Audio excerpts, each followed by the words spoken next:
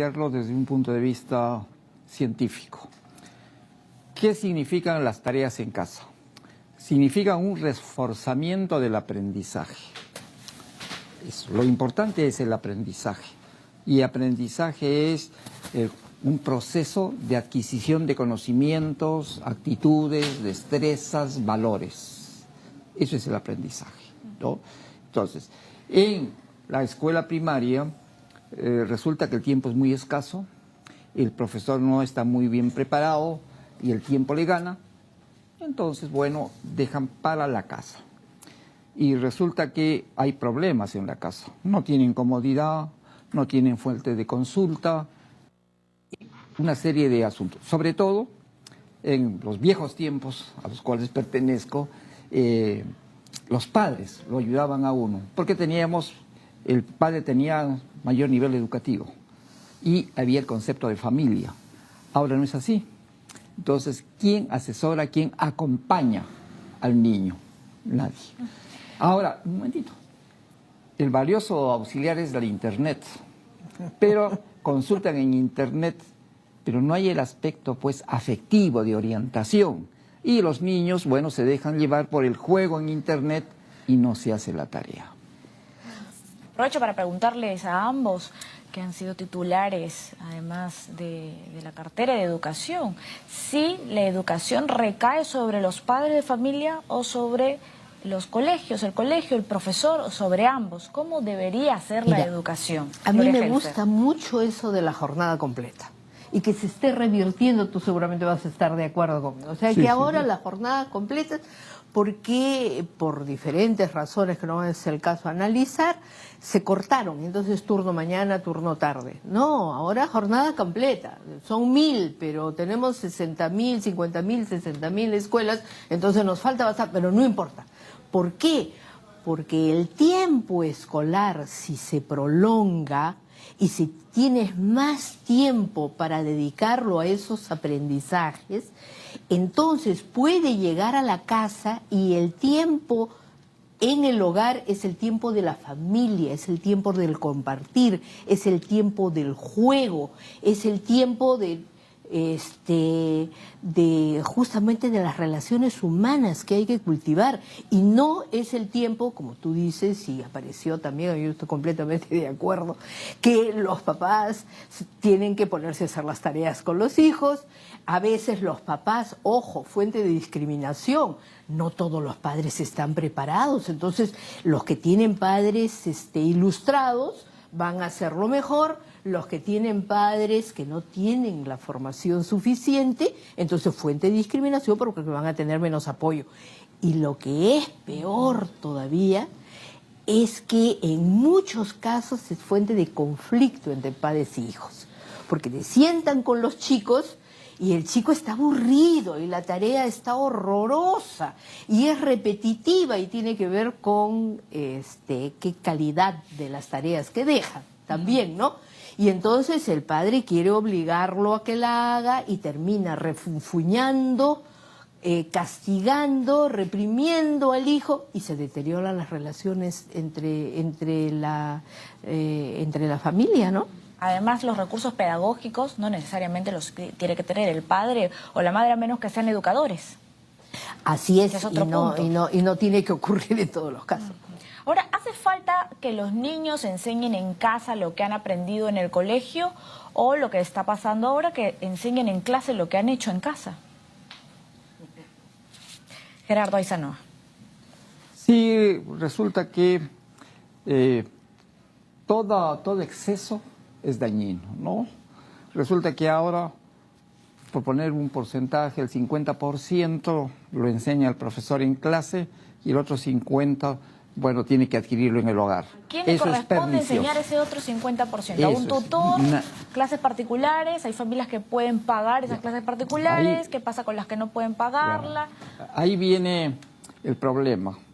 Yo creo que, en primer lugar, hay que constreñir y dosificar la carga lectiva, ¿no? Se enseña mucho, a veces, que no sirve. La teoría psicológica del constructivismo, con Piaget, ideó un término: aprender estructuras significativas del conocimiento. Esto quiere decir que todo el mundo lleva algo dentro, algún conocimiento, ¿no?, que rige su vida. A ese conocimiento propio hay que relacionarlo con el conocimiento que viene de fuera, de manera que permanezca en el tiempo, sirva para solucionar problemas y cada vez pueda reaccionar.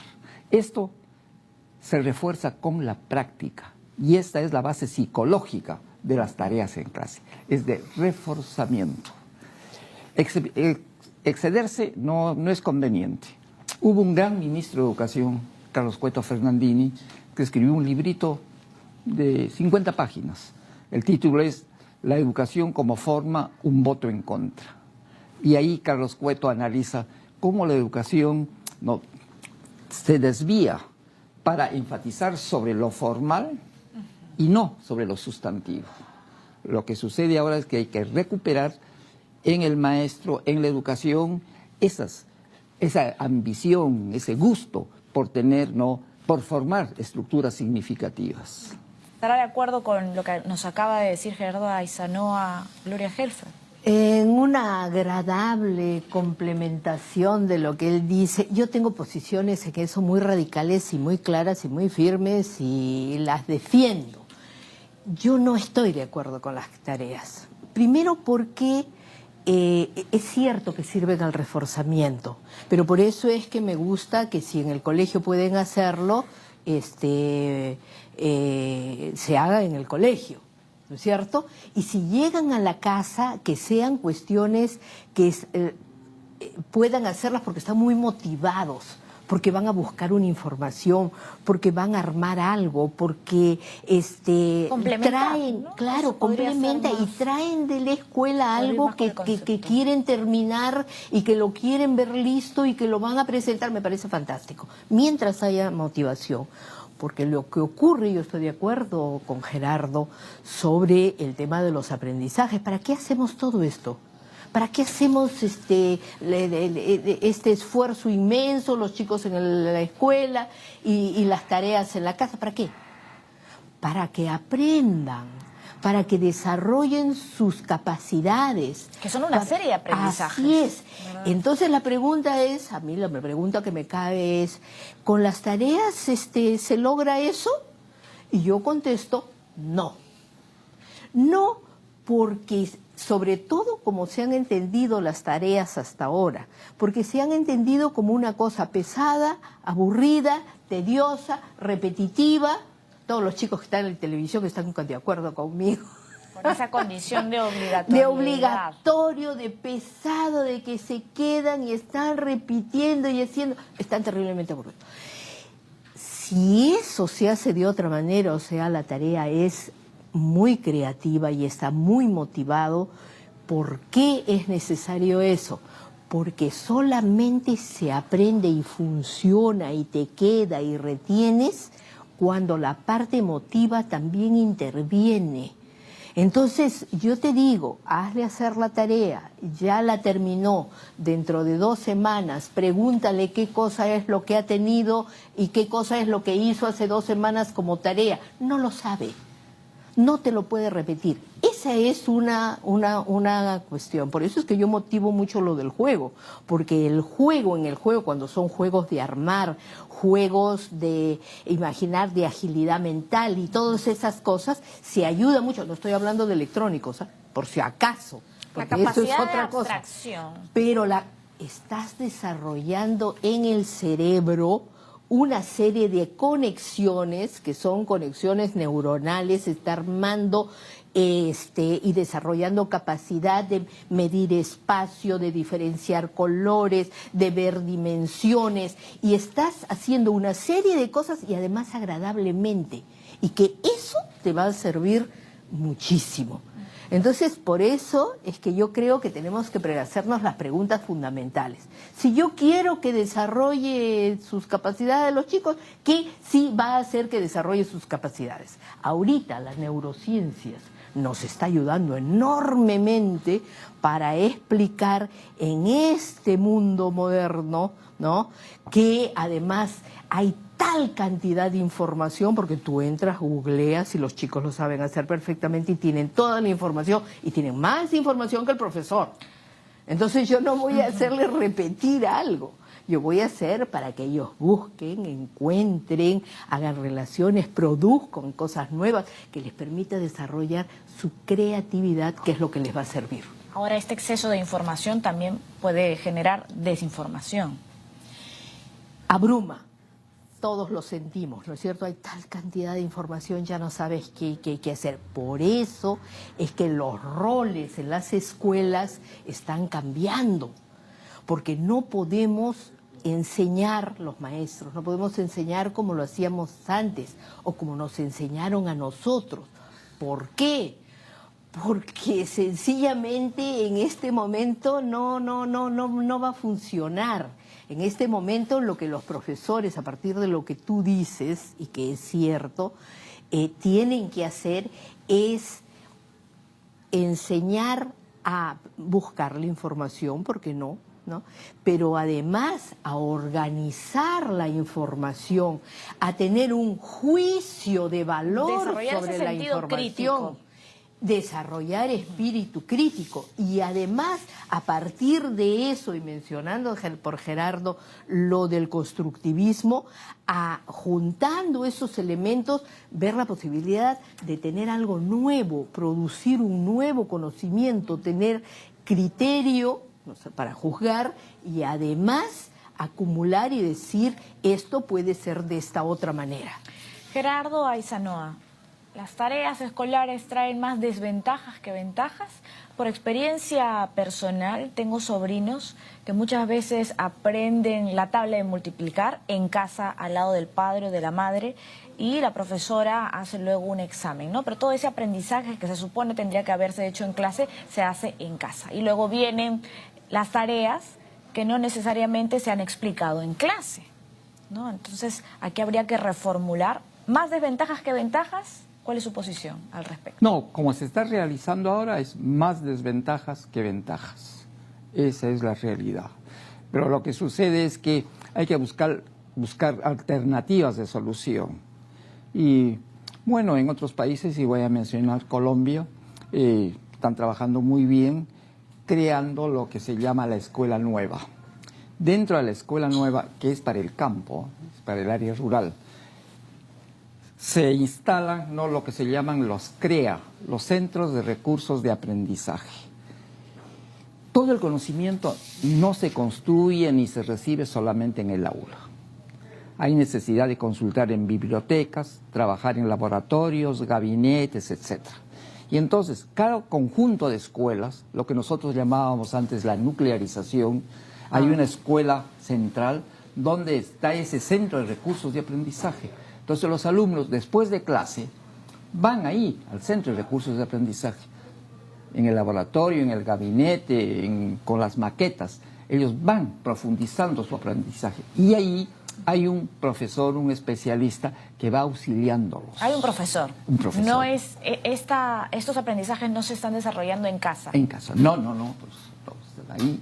Entonces, este profesor que no es un profesor enseñante, es un profesor motivador. Un tutor. Un tutor, eso. Y eso lo teníamos antes en el Colegio Guadalupe. Funcionaba cuando Jorge Basadre era ministro de Educación. Creó eso, los tutores, lo que en Estados Unidos se llama el guidance. Bueno, entonces, esto es lo necesario. Y bueno, ahora sí, el ministro Saavedra se ha pronunciado sobre eso y tengo que felicitarlo porque está tendiéndose a eso. No, todo conocimiento no solamente se recibe en el aula, se recibe en estos centros de recursos de aprendizaje. Bien, nos vamos ahora sí a una breve pausa, pero regresamos con más en Debate y Diálogo. Los niños y las niñas deben de llevar tareas a casa. ¿Usted qué opina? Escríbanos a las redes sociales. Ya regresamos.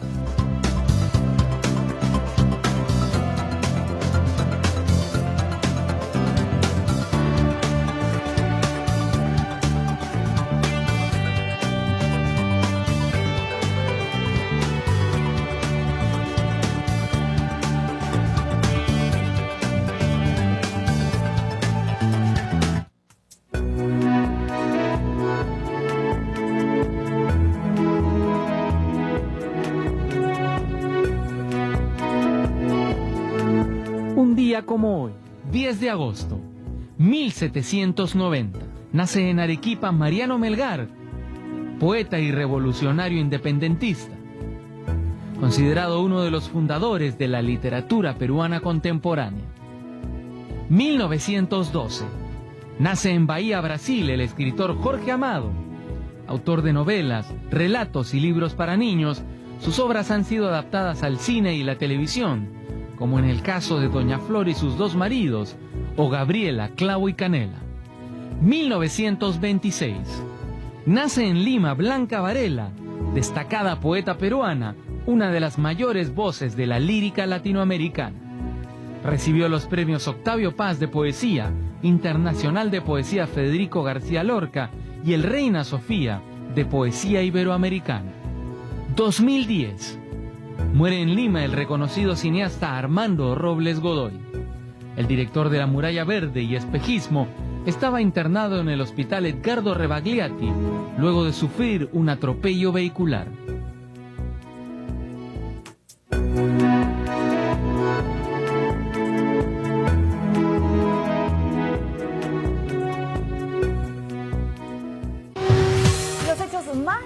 Del acontecer nacional y mundial son llevados a su pantalla en una nueva señal informativa. Un grupo de especialistas de la información trabaja las 24 horas del día para que usted conozca a profundidad las noticias que afectan su vida diaria y contadas desde una perspectiva diferente. 7.3 Noticias, la información que necesita.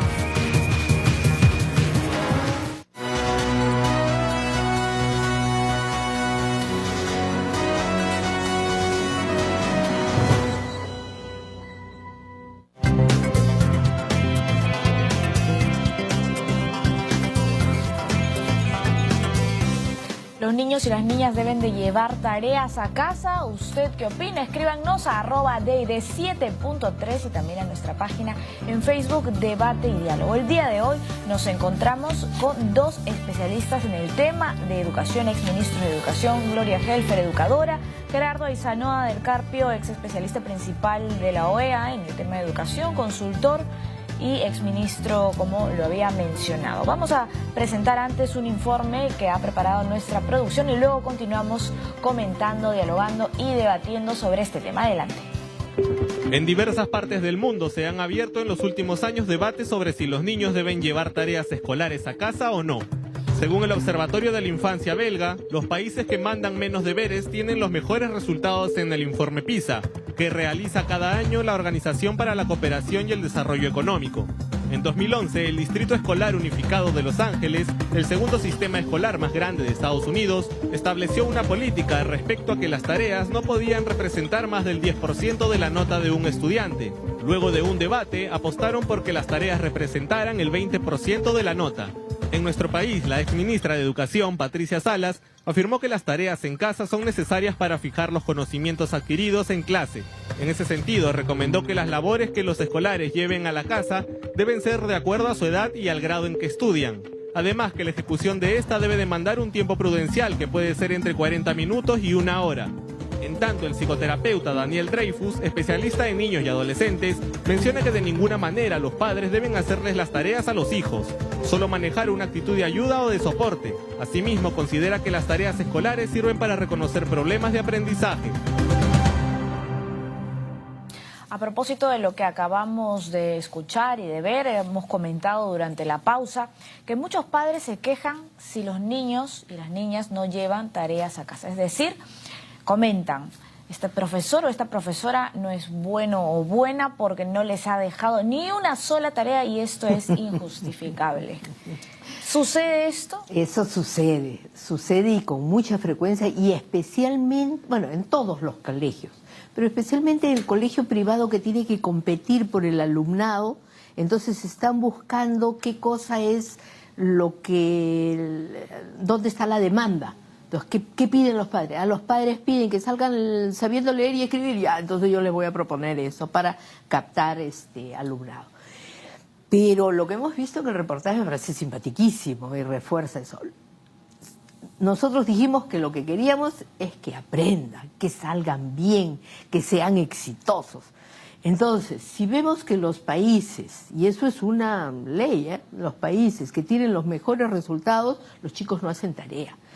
Los suecos, los finlandeses, los nórdicos, que han avanzado muchísimo, que están en los mejores desempeños en el mundo, no aprenden nada en Finlandia, nada que no sea jugar, armar, dramatizar, expresarse oralmente, nada de esos aprendizajes antes de los 8 años. No hay calificaciones no tampoco, hay calificaciones, ni del 1 al 20, nada. ni del 1 al 10, ni y ni no nada. llevan tareas, resuelven todo por tipo proyectos, ¿no es cierto? En Francia están prohibidas las tareas. Sí, hubo un gran debate sobre Hubo el tema. enorme debate y se concluyó que no tenían que haber las tareas, algunos las reclaman. Siempre hay actividades que se pueden hacer con los alumnos y su interés hará que ellos sigan investigando. Entonces, si tenemos eso, ¿por qué en el Perú estamos en esta nota de insistir con las tareas y entre más tareas entonces van a ser mejores? ¿Por qué? Porque no hay un diálogo suficiente entre la escuela y la familia. Porque la escuela, con su directora a la cabeza, con su equipo docente bien preparado, tiene que explicarle al padre qué es lo que están haciendo, cuál es el sentido que tiene y cómo eso va a beneficiar a su hijo. No hay ningún padre que nos esté escuchando que va a hacer algo que va a ir en contra de sus hijos. No lo puedo creer, ¿no es cierto? Entonces, si saben y se les explicara y se les dijera, mira, jugando van a aprender más, porque jugando van a poder desarrollar nuevas destrezas, van a resolver problemas complejos, van a poder predecir, si yo pongo esto acá y lo pongo y lo sigo poniendo, se me va a caer, van a poder predecir, van a poder sacar conclusiones, van a ver tamaños, formas, colores, entonces, y eso va a desarrollar su cerebro, que tiene que establecer conexiones neuronales, es como una malla, el cerebro se van desarrollando las conexiones, y que eso va a hacer que los chicos sean más inteligentes y que tengan mejores reflejos y que puedan solucionar problemas y que le diga, ¿usted qué quiere? ¿Quiere que sea un niño que aprenda a repetir, a reproducir, y que sea así pues para... El método memorista. ¿O quiere ¿no? memorista, repetitivo, o quiere usted que su hijo desarrolle toda la inteligencia que Dios le ha dado y que pueda ser un buen profesional y que pueda crear cosas? ¿Qué va a decir el padre? Yo quiero eso. Además, ojo, en las escuelas, las mejorcitas de Lima, en los niños pequeños, en el inicial y en la primaria, están haciendo eso, les ponen una caja con un montón de trapos, maderas, y trabajan con pinturas, con agua, con masas y con eso. ¿Por qué? Porque les están desarrollando la inteligencia. Y yo en mi escuela nacional, escuela pública del barrio, ¿voy a hacer una cosa que vaya en contra del desarrollo de la inteligencia de los niños? No, pues. Gerardo Aizano, ¿esta sobrecarga de trabajo escolar desarrolla la creatividad? Indudablemente que no, pero recogiendo lo que está planteando Gloria, sucede pues, yo no me explico por qué sigue rigiendo esto. La educación inicial es un nivel en el cual el niño se socializa, desarrolla su motricidad, sobre todo fina, y aprende a comportarse con ciertas reglas. Pero ¿qué sucede? Que ahora en la educación inicial la han incorporado dentro de la educación básica y al niño, el que tiene 5 años, le están enseñando lógico, matemática, comunicación integral, sociales, y le ponen nota y le toman examen. Yo no me explico, francamente. Bueno, a veces nosotros nos embriagamos diciendo, pasó esto en Europa, que esto... ¿Qué está pasando en el Perú? Es cuestión de ley, pues. Hay que independizar la educación inicial de la educación básica. Y una ironía. El país que introdujo, el primer país de América Latina que introdujo la educación inicial fue el Perú. Dos grandes maestros, Walter Peñalosa y Carlos Castillo Ríos. Nosotros iniciamos la educación inicial, diferente de la preparatoria, diferente de la transición que antes había, ¿no? Bueno, ¿qué resulta? Fuimos los que pusimos eso. Pioneros. Y los pioneros. Pero, no voy a decir nombres, hubo un gobierno que fue a pedir asesoría argentina, ¿no? Que a cómo estaban trabajando la educación inicial los argentinos. Y que le dijeron, pues che, si ustedes los peruanos fueron los que iniciaron esto, se da cuenta. Esa es la figura. Ahora, no desarrolla la creatividad, pero puede crear un hábito de trabajo y de superación, es lo que dicen algunos padres de familia en defensa de las tareas. Hábitos de disciplina, de organizar, de estos. Mire, yo no estoy radical, puede haber, más diría yo, depende del tipo de tareas, ¿no? Pero eso de la disciplina por la disciplina que tienes que hacer, la plana, que tienes que repetir, que tienes que copiar, sobre todo, copiar horas copiando la misma cosa, o respondiendo el cuestionario que está en el libro, lo copiaron en la pizarra y lo pasan en el cuaderno. No hay derecho. Eso es pérdida de tiempo. Y eso, si no se hace, también tiene un cero bien grande en la calificación, por supuesto. Porque tiene un gran porcentaje dentro de esta nota del promedio final. Porque yo te digo, soy defensora de los juegos, o sea, del tiempo del niño y su derecho a jugar. Y no solamente lo defiendo teóricamente, nosotros en mi trabajo profesional, me acuerdo haber impulsado la construcción de ludotecas. Ahora hay más, pero debería de haber ludotecas en cada barrio. Y son los lugares donde los chicos van a jugar.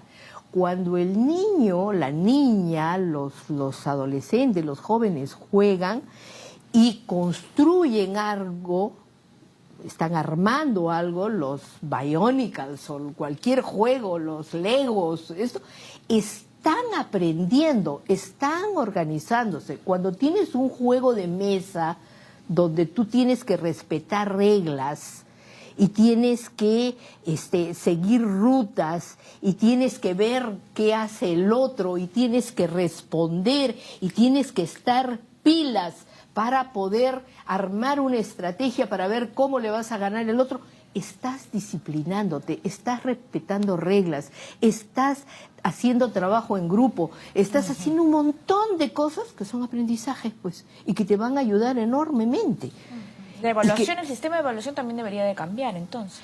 El sistema de evaluación está cambiando, ha cambiado en algo felizmente, pero tiene que cambiar muchísimo más, porque tiene que verse procesos. Yo estoy más bien, digamos, cautivada por todas las cosas nuevas, pocas, pero que van apareciendo en educación. Hay muchas cosas buenas de cómo nos enseñaron a nosotros y que las agradecemos, pero la transformación de la sociedad ha sido tan grande que ahora hay unos grandes cambios. En Barcelona, actualmente, nuevo, último, han desaparecido las clases. Entonces dicen, ya, ¿y qué pasó? Y entonces, ¿cómo aprenden? ¿Cómo estudian los chicos? Estudian en ambientes que no tienen carpetas, que no tienen esto, no hay el pizarrón al fondo negro o blanco y el profesor con todos a la cara de frente a sus alumnos. No, lo que tiene son ambientes donde se les ofrece unas oportunidades para hacer sus proyectos y poder desarrollar una serie de cosas. Están revolucionando la educación, al fin. Hay una historia que cuentan mucho, ¿no? Siempre cuando empiezan gente que quiere hacer las cosas distintas, dice que si por un túnel del tiempo vinieran alguien del pasado y viera una sala de operaciones, un médico que vivió en el siglo pasado, ni siquiera en el antepasado, en el siglo XX nomás, viniera y viera una sala de operaciones actualmente, no sabría atar ni desatar. Láser en vez de ¿qué es esto? Tomografías, ecografías, ¿qué es esto? ¿No? viene un maestro, túnel del tiempo, del siglo pasado o del anterior, y llega a una escuela y sigue la misma pizarra, siguen las carpetas, siguen la tira. Y entonces, ¿dónde está la transformación de la educación? Y eso es la cuestión de fondo. Las tareas son la consecuencia de eso viejo que no logramos cambiar en educación. ¿Qué les parece si leemos a continuación los comentarios que ya nos han hecho en las redes sociales, en Facebook y también en Twitter? Nos dice, por ejemplo, Chatis Bambú: no deberían dejar tareas, lo que sí deberían hacer los profesores es tomar pruebas de los temas que van aprendiendo diariamente, ¿no? Una especie de examen oral. Esta es la propuesta que nos hace una de nuestras televidentes. Seguimos. Diana Carolina Gutiérrez Mamani: bueno, me parece que sí deben de llevar, pero poca tarea, sin exagerar. Esto de dejar tareas desde hace años, no es de ahora. Luego en el Twitter nos escribe Mireya: hola, yo tengo 2 hijos en primaria, en colegios del Estado, y hay profesores que dejan demasiadas tareas. Los chicos ni yo entendemos, las tareas deben de ser para repasar lo que hicieron en clases y una sola página. Gerardo Aizanoa: ¿le parece correcta la propuesta de Mireya? Una sola página, que sea un repaso. Ya le dije, ¿no? Todo extremismo es funesto. Muchas tareas en clase, funesto. No hacerlo, tampoco. Ya lo dije cuando empecé, que hay necesidad de reforzar lo aprendido en clase mediante prácticas. Y eso lo dice la escuela constructivista. No se puede prescindir de eso. Lo que usted mencionó de los centros de recursos de aprendizaje de Colombia. Recursos de aprendizaje en Colombia, también. Esa experiencia es interesante, ¿no? Pero usted también mencionó que había un tutor y había un espacio en el colegio que quizás no era dentro del horario formal de clases, pero sí luego se podía complementar de esa manera. Con lo cual la tarea no se está llevando a casa y va dentro, me imagino, del horario de clases. Pero también algo tienen que aprender en la casa, pues. El hogar también es un centro de aprendizaje, mediante los hábitos, mediante una guía. Y eso es lo que no hay, porque la célula básica de la sociedad, que es la familia, hoy está quebrada, pues, sencillamente, ¿no? Y no voy a citar estadísticas. Pero lo que se necesita es que siempre todo conocimiento teórico tiene que ser reforzado con una práctica. Y eso se consigue en diversos ambientes. Bibliotecas, gabinetes, centros de aprendizaje, etc. Incluso la calle misma. Lo que sucede es que la educación en el Perú, que hace el Ministerio de Educación, es muy escolarizada. Se homologa periodos de edad con niveles. Los niños de 0 a 5 años, inicial. Los niños de 6 a 11 años, primaria. Los púberes de 12 a 16, secundaria. Y así. No. El equipamiento cognitivo, educacional que tiene la población no está en base a niveles. Hay muchos jóvenes que abandonaron la primaria, fueron a trabajar, ganan poco porque tienen un poco nivel educativo. Entonces ahí se necesita educación no formal para hacer pues equitativo el background educacional que tiene el poblador peruano. Esa es la figura. Bueno, y quiero aprovechar la proyección que se ha hecho, ¿no se dieron cuenta que los niños van con sus mochilas ahí, ¿no? Muy pesadas? Mochilas, carritos de viaje casi diría. No, hemos visto ahí mochilas. Hemos visto no. mochilas, ahí lo hemos visto, ¿no? ¿Y qué sucede? Llevan todos sus libros, sus textos, ¿no?, en la espalda. Cuando muy bien podría decirse, hoy día toca tal cosa o mañana toca tal cosa, traigan tal libro, en fin, ¿no? Es decir, es el formalismo del que hablaba Cueto Fernandini. Y por otro lado... Y libros que cuestan bastante, además. Le agradezco bastante esta situación. ¿Qué sucedía? Y Gloria también ha visto esto. El Ministerio de Educación gastaba mucha plata imprimiendo textos. Llegaban tarde, la directora o el director del plantel lo almacenaba porque los autores de textos iban a los colegios, les daban un porcentaje y se vendía. Total, no se gastaba.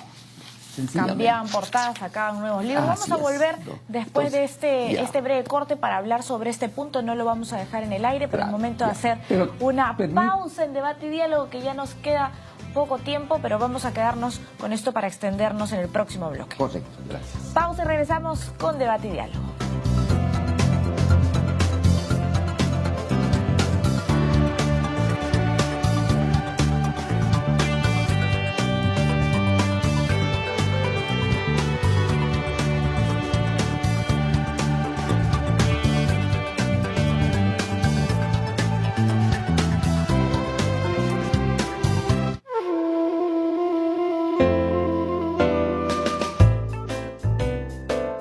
Letra de Fuego, con Raúl Tola.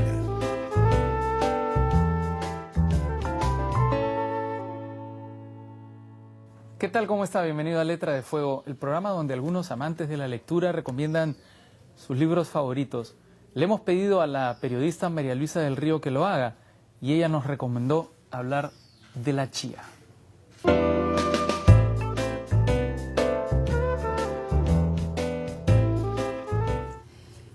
Este libro, si bien está escrito en primera persona como una larga crónica del descubrimiento de un superalimento, es un trabajo en equipo, con un diseño extraordinario de Patricia Exebio, fotos de Heinz Plenge, dirigido por Álvaro Lazo de la editorial Estruendo Mudo. Es un libro que está hecho con cariño, que está hecho en primera persona y que cuenta cómo un alimento renace primero en México después de haber sido como aplastado un poco por la conquista española, y luego empieza a expandirse por el mundo y resulta que prende muy bien en tierras peruanas, porque lo único que necesita es un poco de sol, no mucha lluvia, y estar entre los 2.000 y 3.000 metros sobre el nivel del mar. Se está cultivando mucho en Cusco, estuvimos con la gente que lo cultiva. Es un alimento extraordinario, he tenido la suerte de probarlo. Tiene millones de beneficios y para eso también entrevistamos después a un doctor. Todo eso está en el libro, lo recomiendo totalmente. Es un libro bonito. Los Coffee Table Books siempre tienen esta cosa como de que son adornos más que libros, pero este realmente provoca hojearlo y tiene una información valiosa, no porque lo haya hecho yo, sino porque la chía es un alimento valioso de mucha historia y de mucho futuro y que puede aportar mucho a nuestra calidad de vida, ¿no?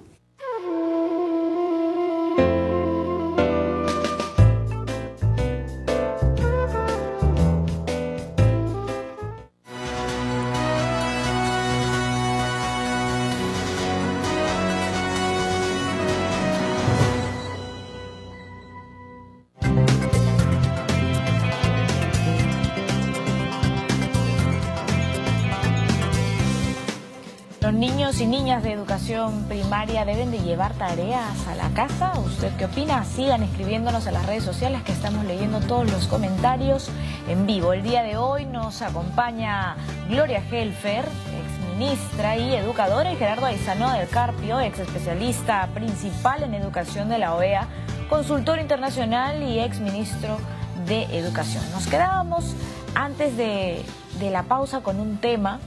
El tema de las editoriales, el negocio que muchos colegios tienen con estas editoriales, la falta quizás de una biblioteca dentro del colegio y el tema de la mochila. Vamos a conversar entonces con Gerardo Aizanoa antes de presentar una encuesta que hemos preparado. Bien. Sí, pues resulta que, como estábamos diciendo cuando estábamos conversando, es que todavía en el siglo XXI se privilegia el conocimiento, recordar lo que han hecho otros.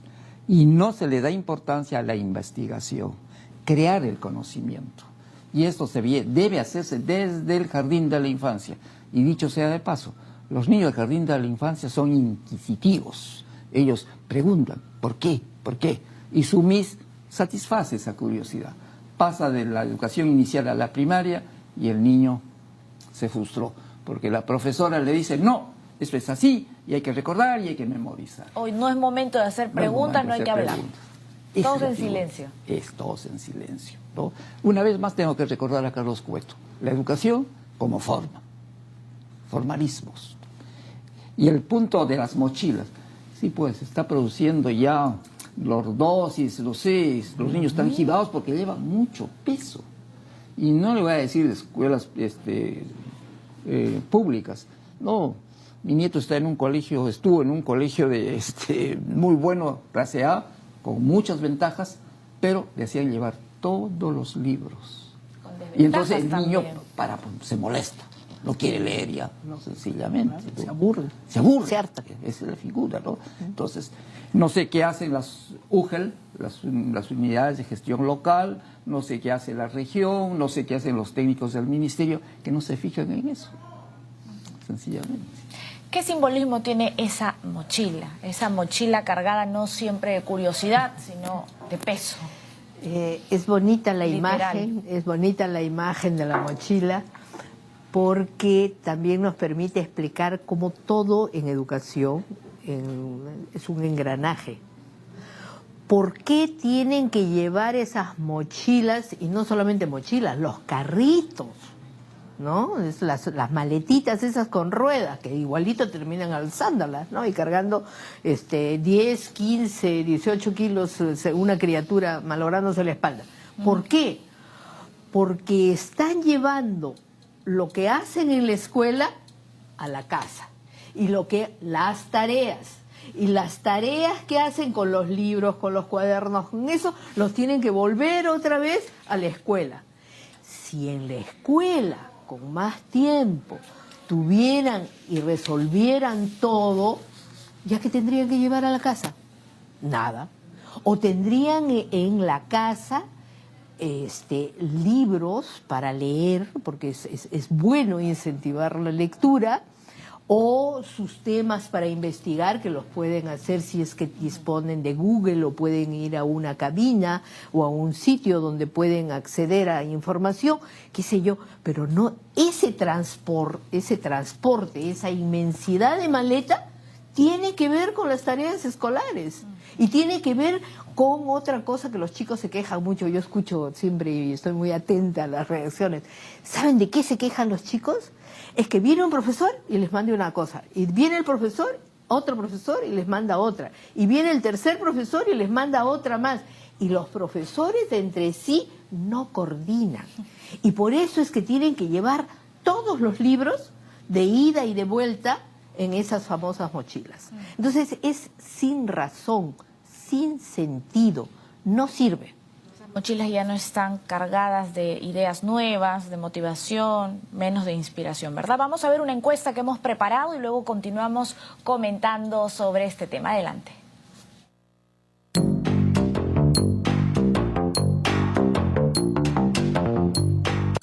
No tantas tareas como dejan en algunos colegios, pero sí como para reforzar lo que han aprendido nada más.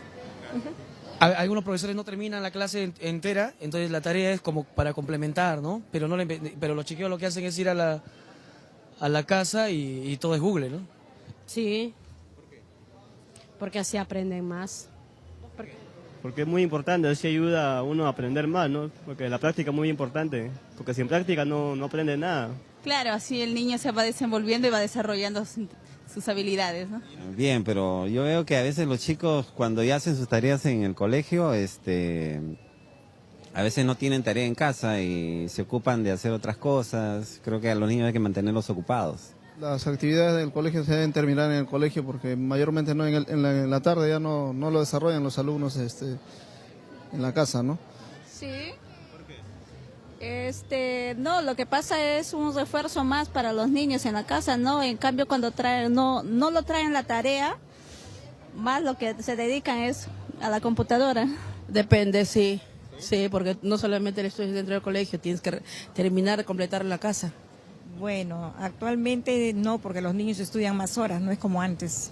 La cosa no es tanto dejar tareas, sino creo más bien que los profesores hoy en día deben de enseñar a conciencia, ¿no?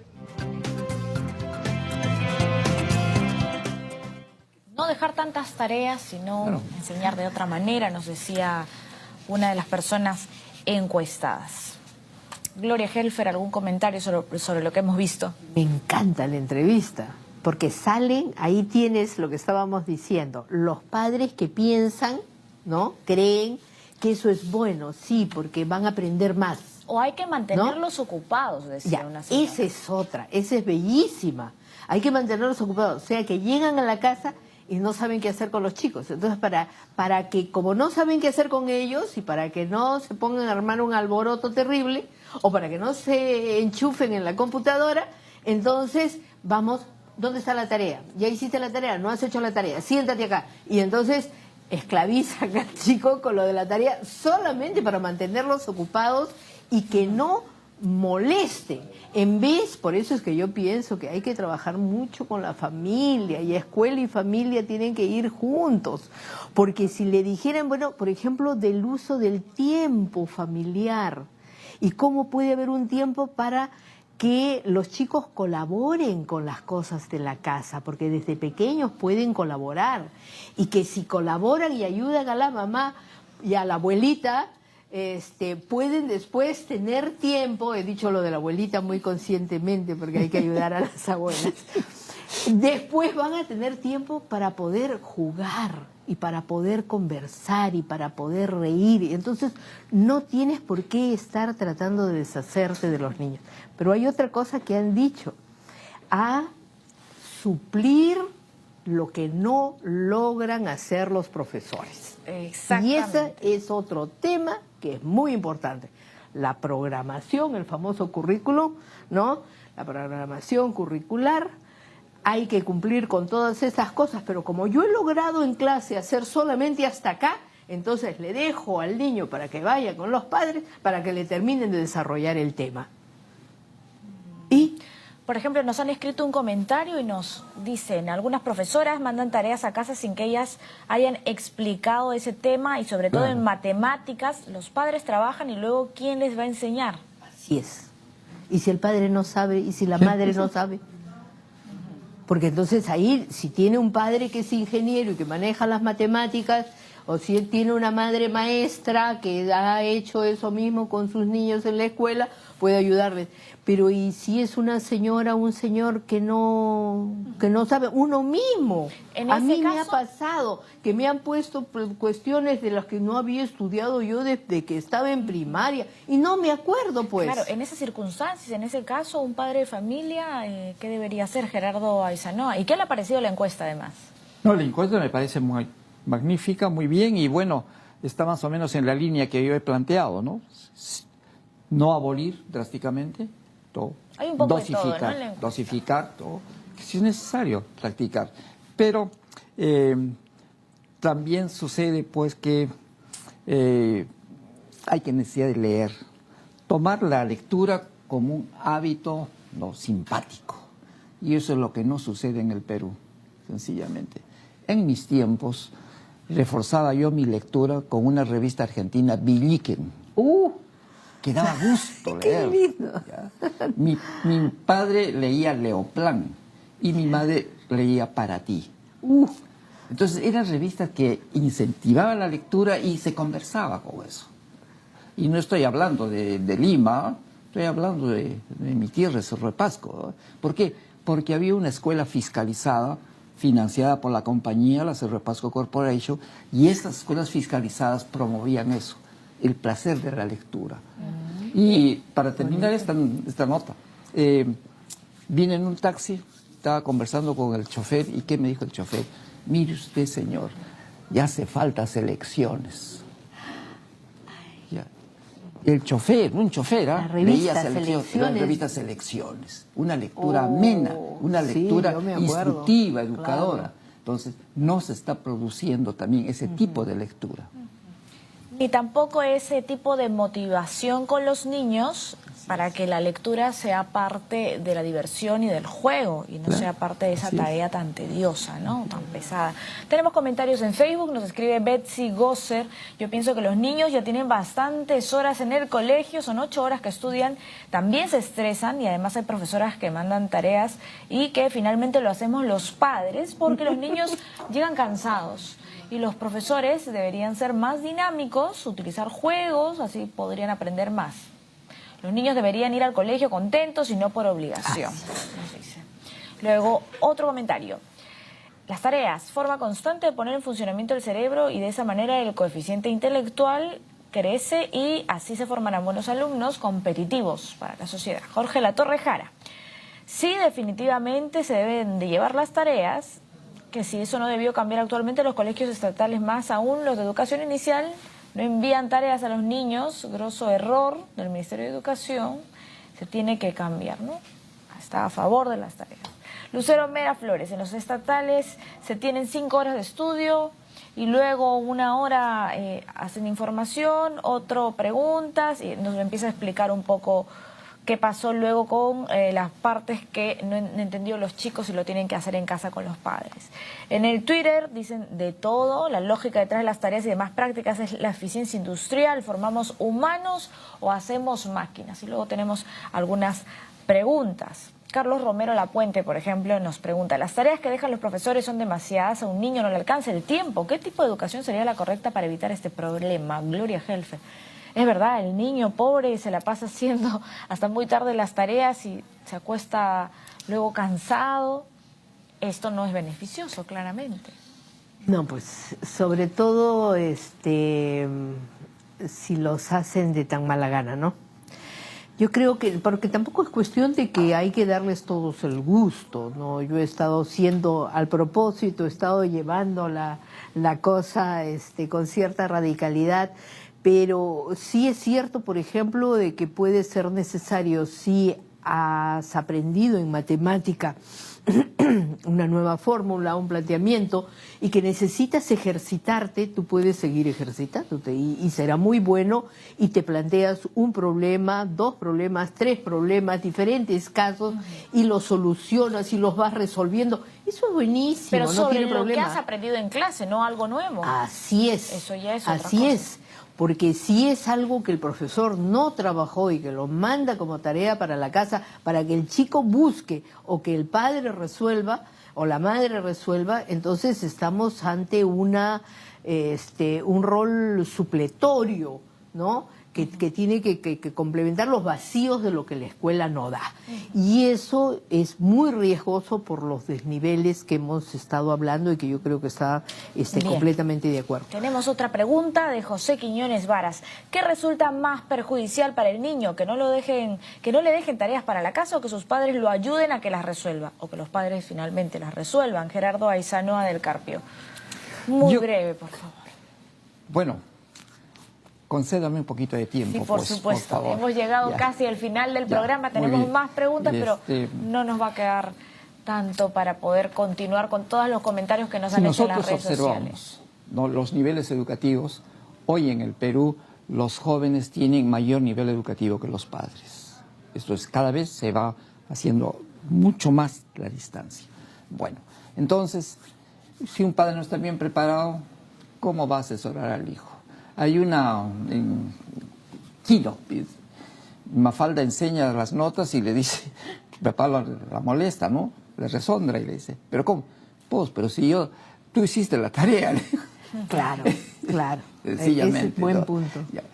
Pero, ¿qué resulta? También nosotros todavía, y en esta misma mesa, vemos que es la cuestión frontal, el alumno y el profesor. Y eso en pedagogía moderna ya no es así. Además, nosotros somos herederos de la gran cultura andina, donde se practicaba la solidaridad, la ayuda mutua. ¿Por qué en los colegios no se fomenta la ayuda entre un alumno y otro? Y aquí hay esa experiencia. Hay un colegio alternativo, la Casa de Cartón, muy bueno. Hay niños y niñas, es mixto el colegio, ¿no? Uno de ellos tiene mucha habilidad matemática. Resuelven el examen, termina y le dice, no te vas, tú tienes que ayudar a tu amigo que no ha hecho, o a tu amiguita, a tu compañera que no ha hecho esto bien. Y es tu responsabilidad. Entonces, es pues lo que se llama el autoaprendizaje y el interaprendizaje.